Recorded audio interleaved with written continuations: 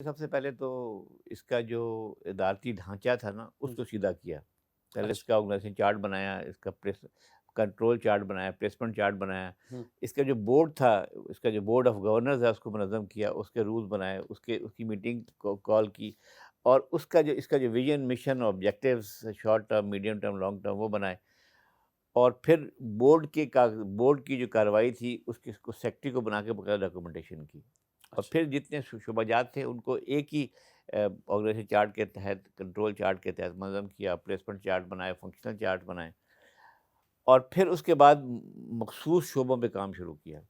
تو جو پہلا شعبہ تھا میرا وہ ہیومن ریسورس مینجمنٹ تھا, ایچ آر, کیونکہ اسٹیبلشمنٹ ڈویژن بھی ایک فیڈرل گورنمنٹ کا ایچ آر ڈپارٹمنٹ ہے, ہوں. کی منسٹری ہے. تو یہ اس پہ کام شروع کیا.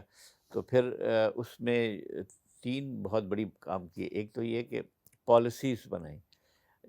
جتنے بھی عام طور پہ اکثر مدارس میں جو کہیں لکھی ہوئی کوئی چیز موجود نہیں ہے, لوگوں کی جو خواہشات پہ اپوائنٹمنٹس, ٹرانسفرز, پوسٹنگس, تنخواہوں کا معیار, تنخواہوں کا بڑھنا یا کم ہونا, سزا جزا, سب کچھ زبانی ہوتی ہے, ہوں. یا ہوتی بھی ہے تو ریکارڈ بھی مکمل نہیں ہوتا. تو اس کو سائنٹیفکلی پالیسی پہ کنورٹ کرنے کی کوشش جاری ہے. وہ 70% کام اس پہ ہو گیا ہے. پھر ڈیٹا بیس, لوگ عام طور پہ ہیومن ریسورس ڈیٹا بیس ہوتا ہے ہوں. اداروں میں, جی. جو عام طور پہ بہت اچھا سمجھا جاتا ہے کہ آپ کے پاس مکمل اپڈیٹڈ ڈیٹا بیس ہے. ایسے. ہم نے یہاں ہیومن ریسورس ڈیٹا بیس کے ساتھ ساتھ جاب کا ڈیٹا بیس بنایا. ایک بڑی ایڈوانس چیز ہے کہ آپ نے جاب کا ڈیٹا, جسے پوری جاب اسپیسیفکیشنز اور اس میں پورے اچھا. جاب کے کانٹینٹس, ہاں جی, اس میں اس کی جو کے پی آئیز اور ای پی ایس اور ہر چیز, یعنی ہم نے جاب کا ڈیٹا بیس بھی ساتھ بنایا. صحیح. تو اس پہ بھی کافی سارا کام ہو گیا ہے اس کے اوپر. تو یہ جو ہیومن ریسورس مینجمنٹ ہے, یہ اس کا ایک وہ ہے. لیکن جو مین جس جو کچھ چیزیں ایسی ہیں جو الحمدللہ کافی بہتر ہو گئیں. جیسے پچھلے سال ہم نے کوالٹی ایشورنس کا نظام یہاں پہ نافذ کیا. ہوں. کوالٹی ایشورنس کا نظام پاکستان میں صرف چند بڑی یونیورسٹیز میں بہت افیکٹو ہے, باقی جگہوں پہ تو پیپر ورک زیادہ ہے. برائے نام ہے. میں یہ نہیں کہتا میں اتنا بولڈ اسٹیٹمنٹ ہوگی, لیکن بس چل رہا ہے. چل ٹھیک. تو ہم نے یہاں یہ کام کیا کہ بیسیکلی ایک مدرسے کے نظام میں کوالٹی ایشورنس ہونا چاہیے. ہوں. اس کے لیے آپ نے پہلے بینچ مارکنگ کرنی ہے. پہلے آپ نے اس کے کوالٹی کے آبجیکٹیوز طے کیے, صحیح ہے. آبجیکٹیوز بعد آپ نے بینچ مارکنگ کی ہے. بینچ مارکنگ میں دیکھیے دنیا ساری میں جو تعلیم ہے اس میں آؤٹ کمز بیسڈ ہے تعلیم. ہوں. اب وہ تعلیم زمانہ ختم ہو گیا کہ آپ نے کتاب تھی ہوں. اور اس کے نوٹس تھے اور بچے تھے اور رٹا تھا. ایسے ہی. اب وہ ختم نہیں ہے. اب ہاں. اب زمانہ کیا ہے, اب نصاب ہے, ہوں.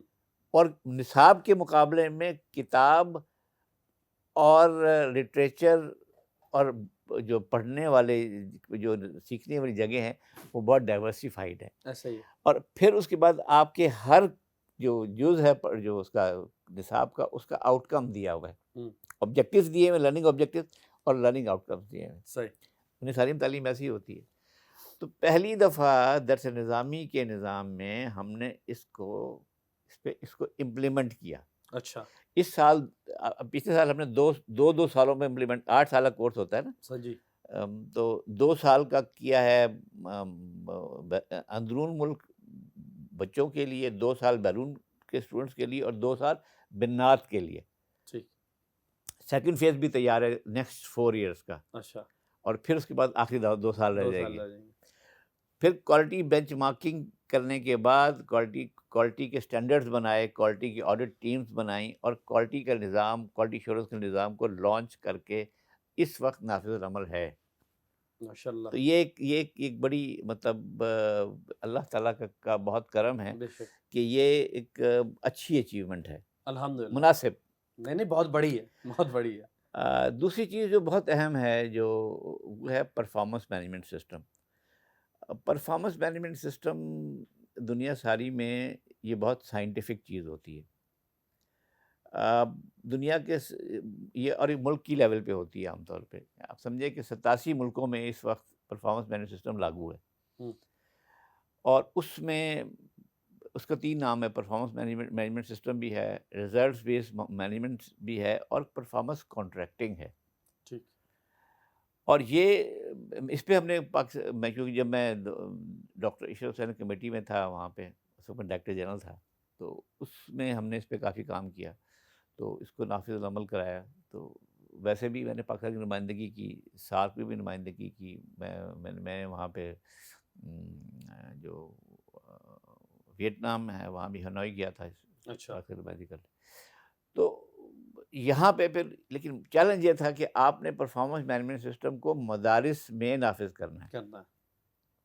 اس کے لیے اب پروسیس کتنا مشکل ہے ذرا سمجھیں کہ پہلے آپ نے اگر فرض کیا یہاں پہ 46 ادارے ہیں جی. 46 سب وہ ہیں کیا کہتے ہیں ڈپارٹمنٹس ہیں، تو آپ نے پہلے 46 ڈپارٹمنٹس کے پہلے فنکشنز بنانے ہیں کہ وہ کیا کام کریں گے. صحیح ہے. اب زبانی یا سینہ بسینہ تو اور بات ہے، لیکن لکھ کر اس پہ ایگری ہونا بالکل اس شعبے کا بھی اور مینجمنٹ کا بھی ایگزیکٹلی. تو پہلے وہ کام کیا. ٹھیک.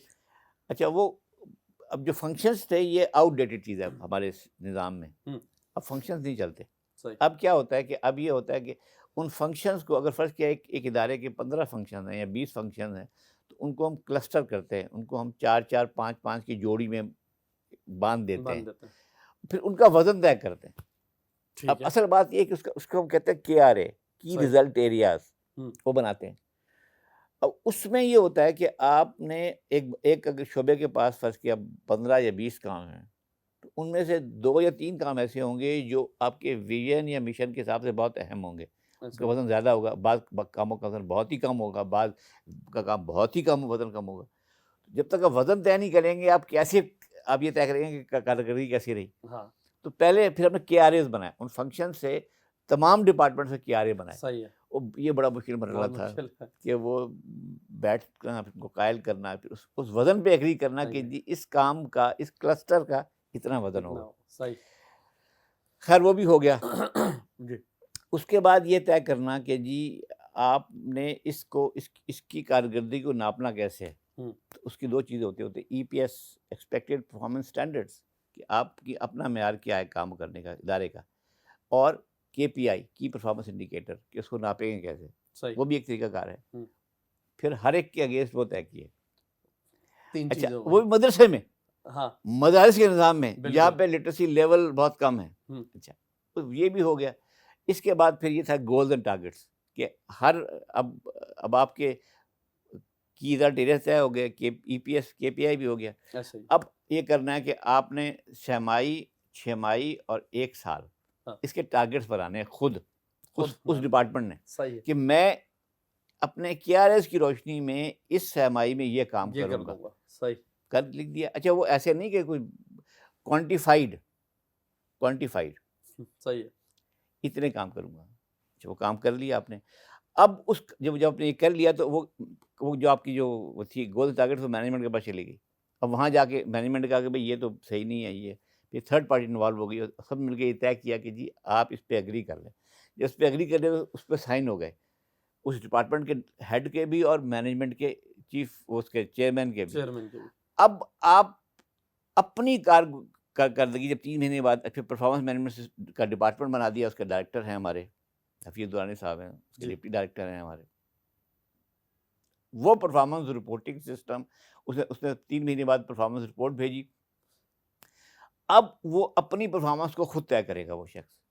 صحیح ہے. نہ وہ بھاگ سکتا ہے، نہ وہ بڑک مار سکتا ہے، نہ وہ گپ مار سکتا ہے، اس لیے کہ KPI موجود ہے، EPS موجود ہے، اور آپ کا کانٹریکٹ ہے کہ آپ نے 3 مہینے میں یہ کر کے دکھانا اور اس معیار پہ کرنا ہے، اور اس کو ایسے اس کو ناپیں گے کیسے. صحیح ہے. ناپنے کا بھی سارا پیمانہ سب کچھ ہو گیا.